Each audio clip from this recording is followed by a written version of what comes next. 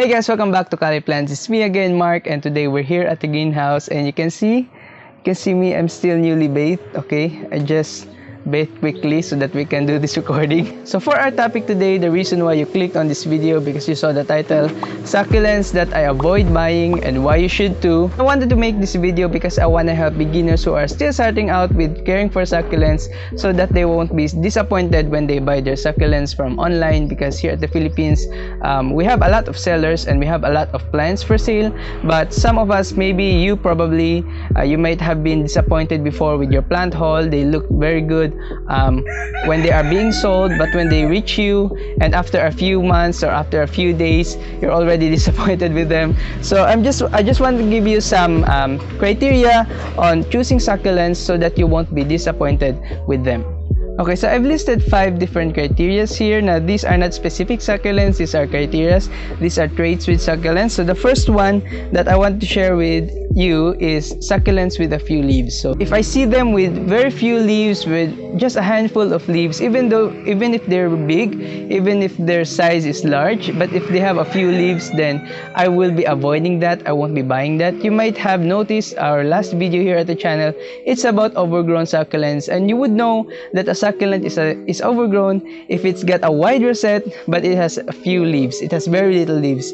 So for example, so this could be one example. This is a variegated decora. You can see that this is a very wide rosette succulent. Actually, this is a very big growing succulent. When it grows its leaves, it really grows it very large because that's just how the plant grows. So this is gonna get wider before it gets more leaves. So you can see that this could be a good example, but you can see that now it's producing new growth.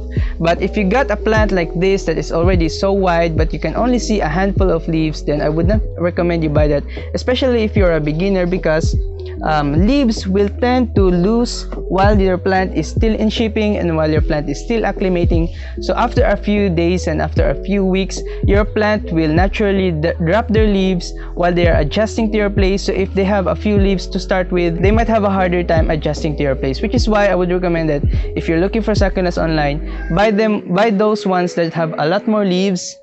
For example, this is a recent purchase. Okay, you can see that it's got a lot of leaves. This is a Mexensis Zaragoza. Now, naturally, this is a plant that grows a lot of leaves, but that is what I would recommend. If you see a plant like this that only has a few leaves and is still small, I would not recommend you buy that. The second criteria I have here is expensive Korean propagations. Now, we all know here at the Philippines, we love Korean succulents because they generally look better on camera when they are being sold as Korean. So now we also have Korean propagations, those plants that are propagated from Korean plants, but sometimes they are being sold at the same price or almost the same exact price as their Korean counterparts. So for example, you're seeing a plant priced at 600 at a Korean seller, and you will see a local seller that has propagated that plant before and they're selling it for 1,000 pesos for just about the same size of plant. So that is, I think that's a bit, the word I was going for is ridiculous. That is very ridiculous. If they are pricing their plants much more expensive than Korean plants, which are not locally propagated, which are grown from Korea, imported, and their plants is still much more expensive than the Korean, then I would not recommend you buy that. If you see a local propagated succulent that is being sold for about 1,000 pesos, or I don't know how to convert that in other currencies, so but if you're seeing them locally here at the Philippines for 1,000 pesos, then I would recommend you just go look for Korean sellers.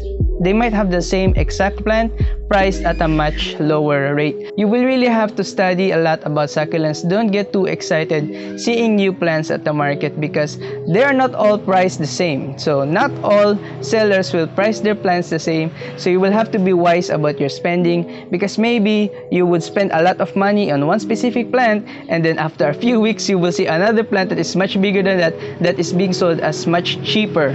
When you buy it for much more money in the first place. So I think that's a big disappointment, especially with Korean propagators locally here at the Philippines, especially when they sell their plants for too much money. Then if you compare that with Korean sellers, which could be pricing those plants actually much cheaper now than they are being sold locally. So I think that's just another thing that you would have to be mindful of. The third criteria that I would avoid is overpriced variegated succulents. Now we all know everybody loves variegated succulents, variegated cotyledon orbiculata, variegated cubic frost, variegated superbum. Those are all top tier succulents. They are very expensive, but I would avoid you buy, especially if they're being priced very high and if they are being sold as Korean or local, either Korean or local succulents.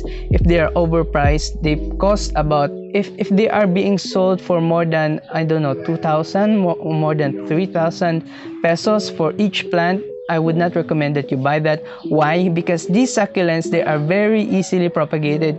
Here at the Philippines, we have a lot of Bengal propagators of succulents. So I don't think that a variegated succulent will stay expensive at the market for very long, especially those that are very easily propagated, because they can be easily multiplied here at the highlands, here at the Philippines. So I would say that with the variegated cubic frost and the variegated cotyledon orbiculata, we all know variegated plants, they can be propagated much harder than other succulents, but many people will still do it. A lot of sellers locally will still do it.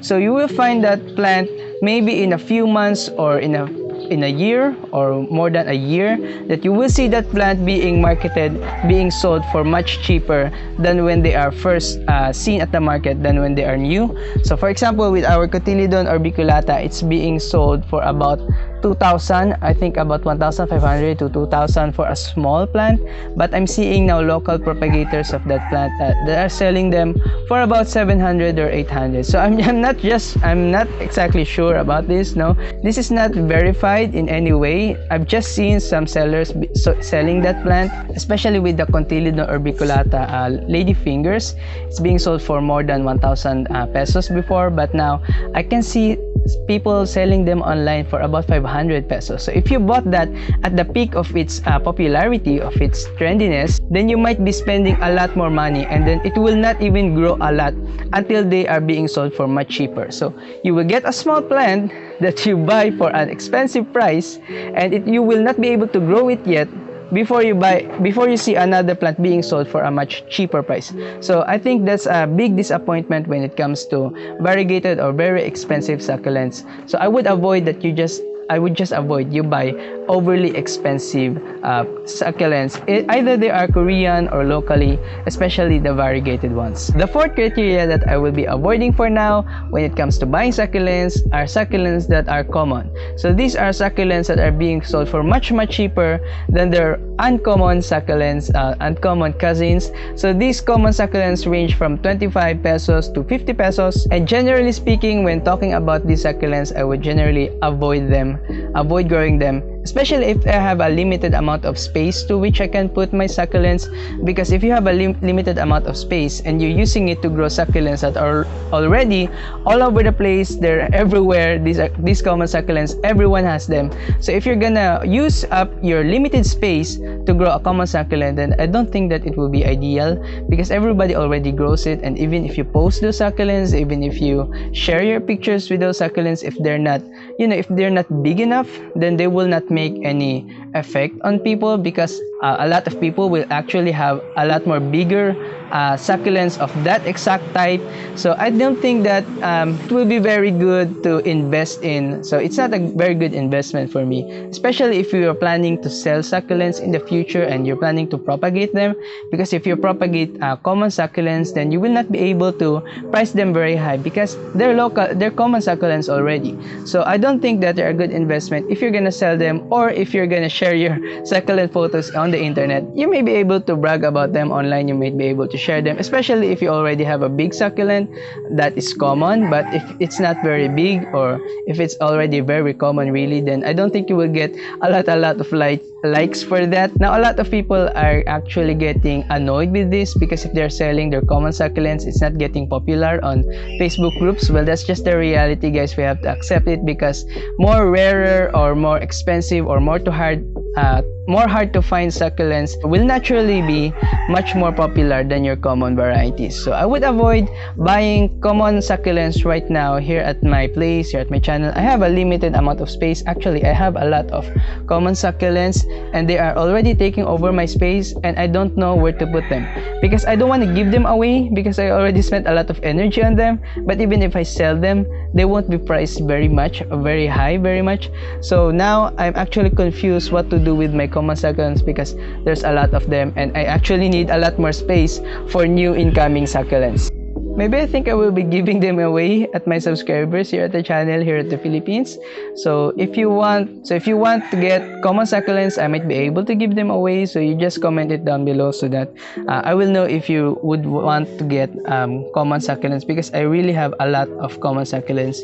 This succulent is taking over my place actually. I have a lot of these, so I might just give them away. Okay, next. Now the fifth criteria I have here that I'm gonna be avoiding buying, and actually I would recommend you avoid buying this altogether: succulent seeds. Now if you're a beginner and you're intending to grow succulent from seeds, that is a very bad way to start. Even if they are legitimate seeds, even if they are real seeds, it will be very difficult for you to grow them.